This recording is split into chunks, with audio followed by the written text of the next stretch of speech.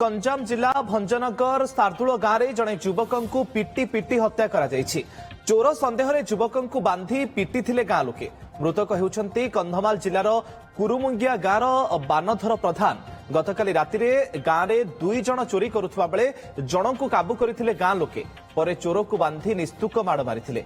खबर पाई पुलिस घटनास्थल में पहुंची गुरुतर अवस्था उद्धार करा जायथिला एवं भंजनगर मेडिकल रे तांकू भर्ती करथिले। युवक को मेडिकल रे मृत घोषणा करिसेंति डाक्टर। एने तदंत मध्य जारी रखिछि पुलिस। वर्तमान समय एक बड़ खबर गंजाम जिला भंजनगर सार्दुल गांव ये खबर सामना को आसी जोठी जड़े युवक को पिटी पिटी हत्या करा जायछि। युवक को बांधी तांकू निस्तुक माड़ मारिथिले गां लोके। मृतक होउछन्ति कंधमाल जिलार कुरुमुंगिया गांव बानधर प्रधान। गतकाली राति गांव में 2 जण चोरी करुवा बेले गां लोक माने जण को काबू करथिले। परे तांकू निस्तुक माड़ मारिथिले। तांकू बांधी निस्तुक माड़ मारा जायथिला।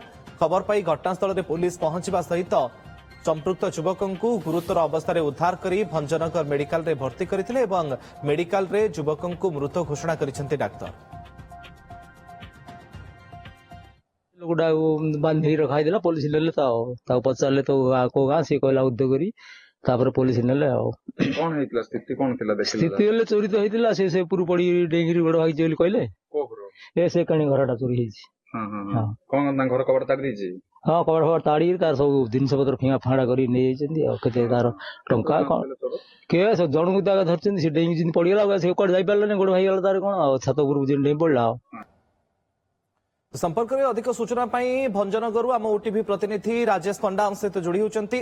राजेश ये घटना कौन कौ भली अवस्था प्रथम गाँ लोक मैंने धरी एवं मृतकर परिचय कौन संपृक्त अंचल ना बाहर कौटू आसी पूरा घटना एपर्यंत तदंतर अपडेट कौन? निहाती भाव में मुकेश कहुपर आज गोटे सकाल सकाल अभावन घटना घटी जाइए। भंजनगर थाना सार्दुल गाँव में चोरी सन्देह जड़े युवक को हत्या करा जायछि, जहाँ कहुछि पिटी पिटी हत्या करा जायछि। जदि आमे कहबा गत राति 2टा समय 2 जण चोर आसीथिले। जनक घर भितर ताला पड़ीथिला, से घरे केही नथिले, से घर भितर पशिथिले एवं से घर कबाड़ भांगी आसबाब पत्र सब छिनछत्र करथिले। जो शब्द शुणिला परे से गाँव किसी युवक चोर को देखिथिले एवं चोर को चोर चोर कही दौड़िबा समय जन को काबू करथिले। आउ जणे चोर दौड़ी पलाइथिला, किंतु से चोर को काबू करबा परे गाँव लोके आसी जो सार्दुल गाँव मुख्य रास्ता रही मुख्य गाँ रही एक विद्युत खुंट रही विद्युत खुंटरे से चोरटी को बांधी देइथिले एवं परवर्ती समय से गाँव किसी युवक माड़ मारिथिले। से लहु लुहाण अवस्था सेमती पड़ी रही। पुलिस को जो खबर देते पुलिस आसी पहुंची एवं पुलिस पहुंचवा पर से युवक को उद्धार कर भंजनगर मेडिकल रे भर्ती करथिले। से भंजनगर मेडिकल रे भर्ती करिया परे डाक्टर चिकित्साधीन अवस्था मृत्यु घोषणा करथिले। मृत्यु घोषणा करबा परे भंजनगर पुलिस से सार्दुल गाँव में पूरा मुतयन करा जायछि, छाउणी होईछि। से गाँव में जेते जण युवक थिले पाखापाखि 30 रु अधिक युवक को पुलिस उठाई नहीं पचरा उचरा करुछि। आपण जानिथिबे जो आईन को जी भी हाथ को नब सी दंड पाइब निश्चित। जमती कहीपर जो अभियुक्त रही जो चोर सन्देह जहाँ हत्या कराई तार घर परिचय मिल पारी। सी हूँ कुरुमुंगिया गाँव बानवर प्रधान बोली जहाँ सूचना रही। वर्तमान समय पुलिस अधिक करुच्ची किए क्यों भली परिस्थिति गाँव को आसीथिला। से चोर बोली सेमती कहुँ प्रकृत में से चोर सामग्री धरी जमीक आमर जदि कहीपर निहण स्क्रू ड्राइवर भली जिनस जो ताला भांगा जो जंत्र मिलता पाखर से गाँ लोके चोर बोली भाभी चोर भाभी माड़ मारी माड़ मारिबा परे एक विद्युत खुंटर बांधी रखिले। बांधी रखा पर पुलिस जिते उद्धार कर चिकित्साधीन अवस्था तार मृत्यु होता जहाँ खबर आसुची। जदि आम कहवा पुलिस से गाँव में छाउणी होती भंजनगर थाना पुलिस कहतु बेलगुंठा थाना पुलिस कहतु।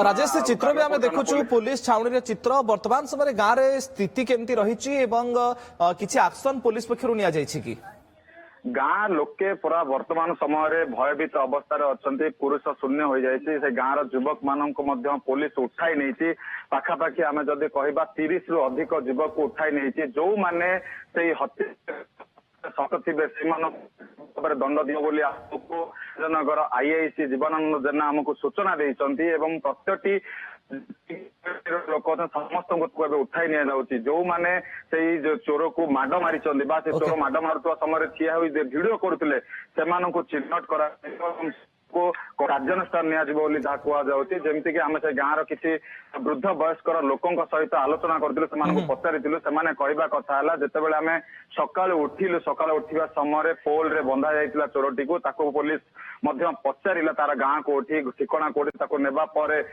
ସେଇ ଚୋରଟି ମରି ଯାଇଥିବା ଆମେ ସୂଚନା ଗାଁ ଲୋକ ପାଇଛନ୍ତି। Okay. ପାଇବା ପରେ ଯାହା ଜଣା ପଡୁଛି, ଚୋରଟି ସେ ଗାଁର ଗୋଟେ ପ୍ରଥମ ଶାର୍ଦୁଳ ଗାଁର ମୁଖ୍ୟ ରାସ୍ତାରେ ଯୋଉ ଘରଟି ରହିଥିଲା ସେଇ ଘର ଭିତରେ ପଶିଥିଲା ଏବଂ ତାର ଆସବାବପତ୍ର ସବୁ ଚୋରି କରି ନେଇଯାଇଥିବା ମଧ୍ୟ ଖବର ରହିଛି। Mukesh, Exchange your old AC and take home a new power saving AC. Save up to rupees 10,000. Patro Electronics, Odisha's largest AC seller.